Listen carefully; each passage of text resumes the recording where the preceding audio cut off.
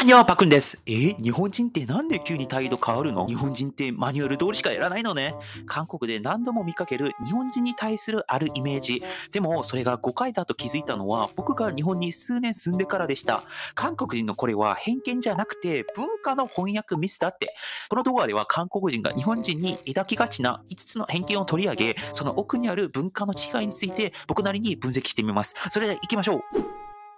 まず第1番目はですね、表と裏が違うと勘違いされています。例えばこんな場面があります。週末に日本の友人と一緒に鎌倉に出かけて、海辺でしらす丼を食べて、夕焼けには写真を撮って、別れ際にこう言われました。今日は楽しかった。また行こうね。でも LINE は来ない。誘ってもちょっと忙しくてって濁される。1ヶ月、2ヶ月、何の連絡もない。あれまた行こうって言ったのに、それ嘘だったのってぐらい違くね。韓国人にとっては、これはイコールイコール、本当に行く気があるというふうに勘違いされる方もいます。もちろん中間的なイメージだと思うんですけれども、また今度ご飯食べよう韓国人にとっては、これは行く気があってみたいな方に近く聞こえてしまうんですよね。そこで、いや、実際は言っただけであって、みたいな。そこから連絡がないと、だから嘘つかれたみたいな気持ちになったりとかしています。多分日本では深い背景があるのかなっていうふうに思っていて、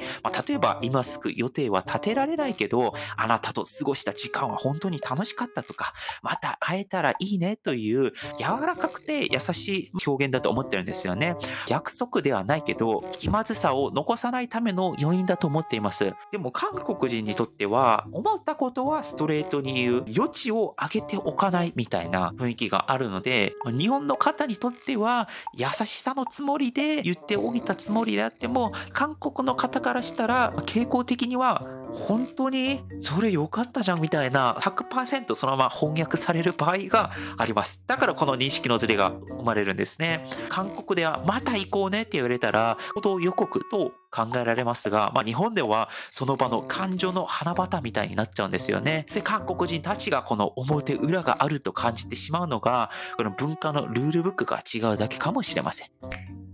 二つ目の話はですね、連絡が遅いと誤解されています。例えば、週末に日本人の彼女と上野動物園のデートして、パンダ見て、アメ横でたこ焼き食べて、別れ際に気をつけて帰ってねって微笑まれて、僕は心がふわふわになる。で、その夜に LINE を送ります。今日はありがとう。また会おうね。で、未読のままになって、24時間後、返信は次の日の夜の10時とかに来ると、韓国人にとってはこれかなりショックなんですよね。だって韓国ではカカオトークで1、2時間に1通くらいや普通に連絡してるカップルが多いです。特に好意のある相手なら1日10通とか20通とかザラですよね。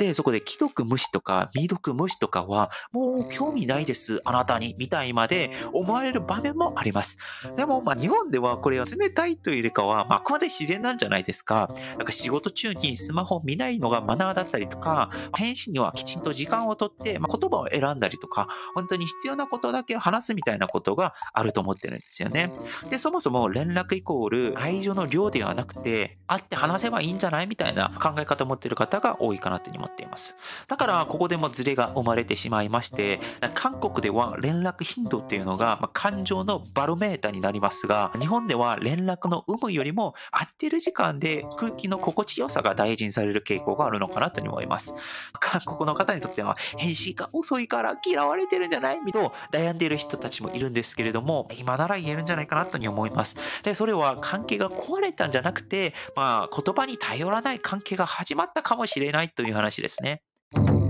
第3番目の話はですね、日本人は政治に興味ないんじゃないっていう風に誤解される場面もあります。例えば、韓国ではですね、昼休みの学生食堂で大統領の失言見たとか、与党がまたやらかしたよみたいな政治トークが飛び交じるのも珍しくありません。で、街を歩いていると、お前は保守ですか進歩ですかみたいな選挙ポスターもちらほらあります。でも、日本に来て驚いたのは、政治の話を日常でする人がほぼいないというところですね。選挙の時期でも現実だとあんまりわからなくてみたいな話を切られることもしばしばあるかなというふうに思います。で、韓国人にとってこれは国に無関心すぎないっていうふうに映ってしまう場合があります。例えば投票率という数字で、韓国は60%前後ぐらいかと思いますが、日本の場合は30%、40%ぐらいの前後だと思っています。で、これ高い低いか良いか悪いかっていう話をしてるわけではなくて、そういった数字一つだけを見て、例えばそれで政治を興味ないよねとか、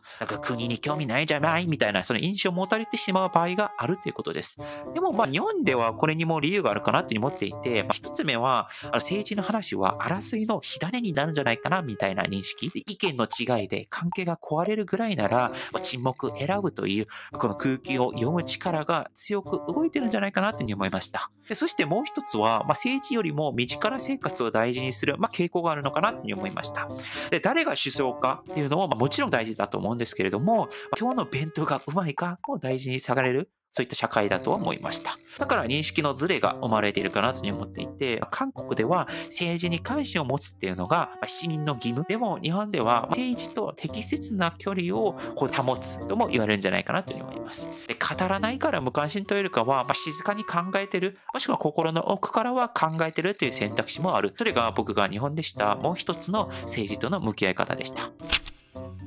4番目の話はですね、性関連に対して、開放的だという誤解です。例えば、ある日、バラエティ番組を見ていたら、芸人さんは、昨日風俗でね、みたいな、堂々とトークしてる場合がある。スタジオは笑ったりとかしてるんじゃないですか。で、コンビニとか見てても、大人の雑誌が並んでいたりする。で、これを見た韓国人たちは、こう思ってしまいます。日本って性にめちゃくちゃ寛容なんだなと。韓国では地上波で下ネタはタブーにされていて、いわゆる AV みたいなことは、韓国の電気通信上は見ることができない、アクセスできないようになっています。芸能人が風俗だって言おうものなら、もう次の日には謝罪会見が描かれてるんじゃないかみたいなレベルですね。だから日本イコール性が自由な国という印象がつきやすい。でも日本ではこのオープンさには明確な線引きが存在していると思うんですよ。例えば公共の場で性の話をすれば空気がコールだったりとか、真面目なバーでも性的な話、笑いはタブーとされている。テレビとかメディアとか演出されたエンタメとか空間であれば、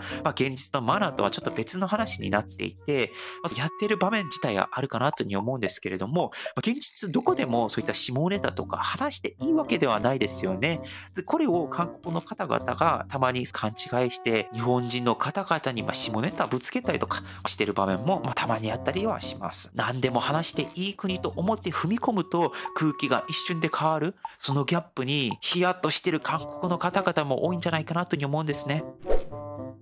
で、第5番目の話はですね、日本人はルール通りにしか動けないという話です。例えばですね、住民票を移すために平日の午後、区役所にいた時のこと、書類の記入欄に少し間違えただけで、受付の人が申し訳なさそうに言いました。申し訳ありませんが、こちらの欄は最初から書き直しをお願いしていますみたいな。で、韓国人からすると、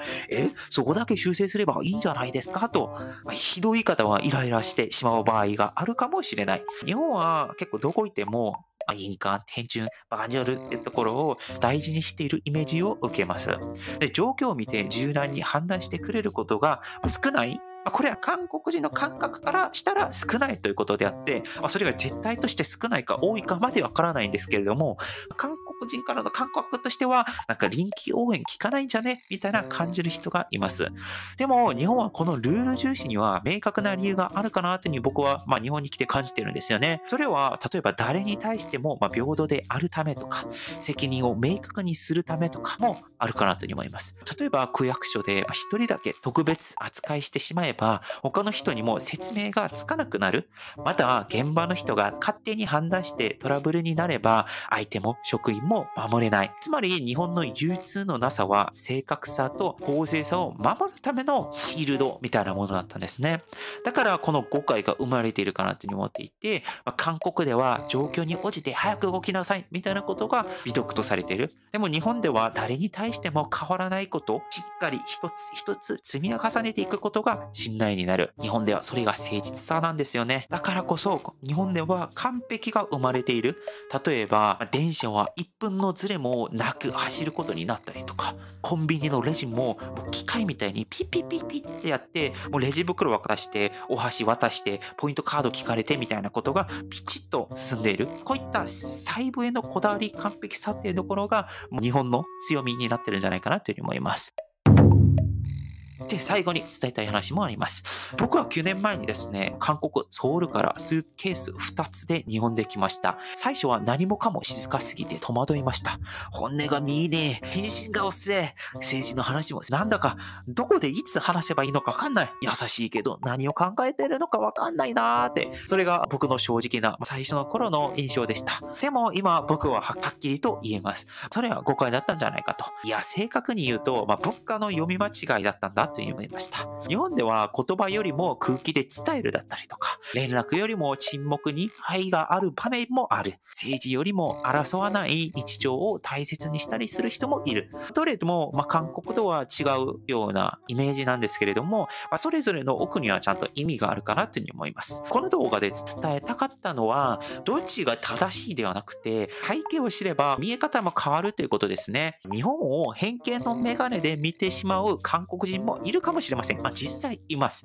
でも、その眼鏡を外したとき、そこにあったのは、選別で丁寧で、そして温かい文化なのかなというふうに僕は思うんですよ。皆さんも韓国っていうところを、あるところでは偏見の眼鏡で見ている場面があるかもしれません。僕は今、この日本という国がすごく好きなんですね。もちろん韓国語なんですけれども、だから伝えたいことがあって、このチャンネルではこういう総合理解の物語をこれからも届けていきます。もし今日の話が少しでも心に残ったら、ぜひチャンネル登録で応援してくれたら嬉しいです。それが僕がまだ動画を作る力になります。ありがとうございました。以上、パカでした。アニョー